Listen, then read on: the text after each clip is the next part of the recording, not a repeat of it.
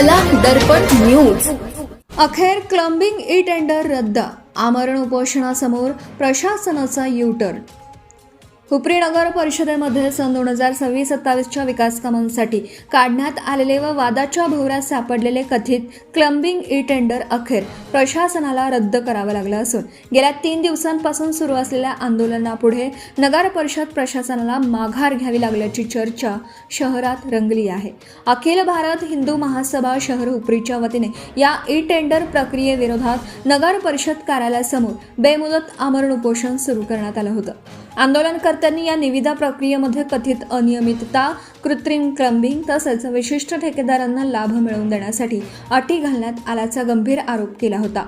विशेष म्हणजे आंदोलनाच्या दुसऱ्या दिवशी आंदोलनकर्त्यांनी अर्धनग्न आंदोलन सुरू करून प्रशासनाचं लक्ष वेधण्याचा प्रयत्न केला. कोणताही मंडप न उभारता भर उन्हात सुरू असलेल्या या आंदोलनामुळे शहरात मोठी चर्चा निर्माण झाली होती. आंदोलनकर्त्यांच्या प्रकृतीची चिंता व्यक्त होत असतानाच प्रशासनावर दबाव वाढू लागला होता.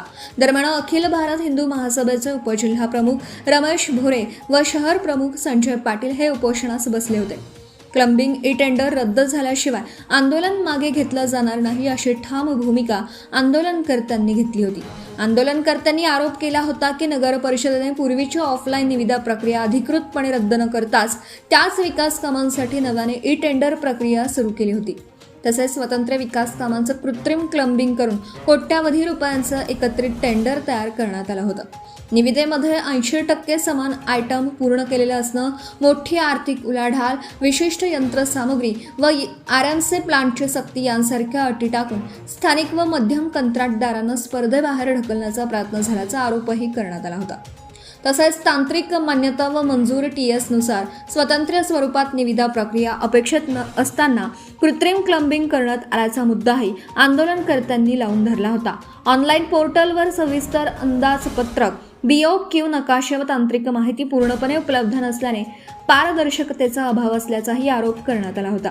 तसंच या टेंडर विरोधात आमदार अशोकराव माने, मनसे जिल्हा प्रमुख दौलतराव पाटील, हातकणंगले शिवसेना प्रमुख अजितराव सुतार, रफिक मुल्ला, सुभाष कागले, अशोकराव खाडे, नागेश कमदाडे व ठेकेदार संघटनेने ही निवेदनं दिली आहेत.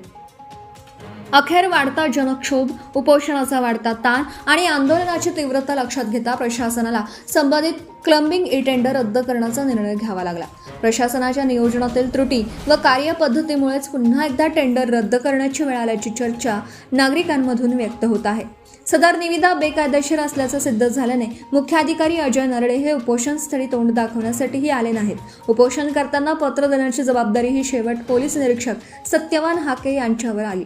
उपोषणाचा विषय सामंजस्याने संपुष्टात आणण्यात पोलीस निरीक्षकांना यश आलं. यावेळी अखिल भारत हिंदू महासभेचे विभाग प्रमुख सुहास माने, शहर संघटक दादासाहेब कामते, युवा आघाडी शहर प्रमुख भरत देसाई, उपविभाग प्रमुख संदीप भंडारे, सूर्यकांत रावण, नितीन काकडे, शिवाजीराव शेटके, राजेंद्र उगळे, शुभम पांढरबळे, सचिन माळी, पप्पू लोंढे, योगेश पाटील, रेंदाळ शहर प्रमुख सचिन सादळे, ओंकार जांभळे, निलेश कदम या उपोषणाला शहरातील अनेक संघटनांनी व नागरिकांनी सह्या करून पाठिंबा जाहीर केला. या निर्णयानंतर आंदोलनकर्त्यांनी याला जनशक्तीचा विजय असल्याचं म्हटलं असून जनतेच्या हक्कासाठी सुरू केलेल्या लढ्याला अखेर यश मिळालं अशी प्रतिक्रिया व्यक्त करण्यात आली आहे. Subscribe now and press the bell icon. Never miss an update.